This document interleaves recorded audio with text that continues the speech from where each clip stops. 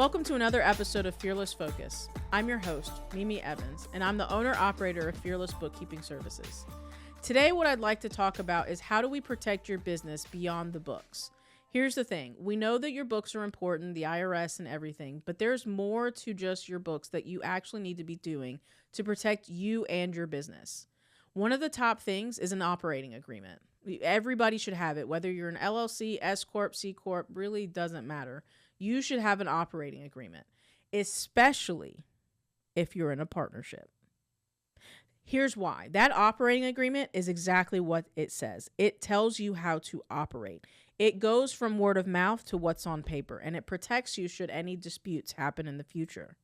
If you're a service company, you should have service agreements. These are terms and conditions that your clients sign and agree to so that when it comes time for payment, we have paper to back it up. And that's why another reason why I say, please don't take that verbal yes, and please get the signature.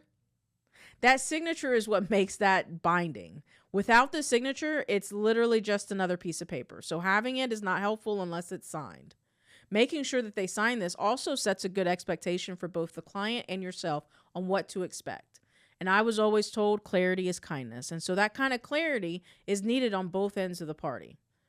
The other thing that you should also consider is making sure you have the right insurance coverage. And I'm talking about not just general liability, but the right coverage for your business. If you're a software developer and you're getting access to a lot of people's servers, IT is even better. IT has access to networks and servers. You want to make sure that you have cyber insurance. General liability by itself is not enough.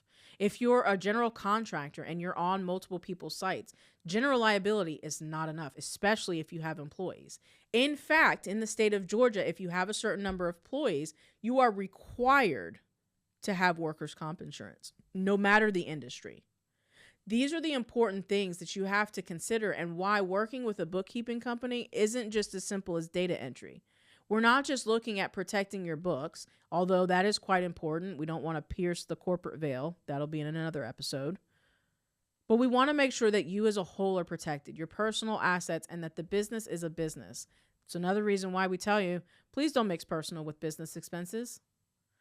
At the end of the day, you want to make sure that you have all the agreements and all the pieces of paper and all of the things that make the IRS and the government happy. But moreover, it protects you and your personal assets. If you are a solo business owner or a partnership and your only true asset is your house and it's your family home, do you really want to put that up as collateral? Do you really want to risk losing that? Look, we get it. There's a price to all of this. There's money to everything. There's money to the insurance. There's money to lawyers to review the agreements, but it will save you so much more in the long run. If you want to learn more, we hope that you'll like, comment, and share. We hope that you'll subscribe. But moreover, we hope that you'll click the link in the bio to learn how to connect more today.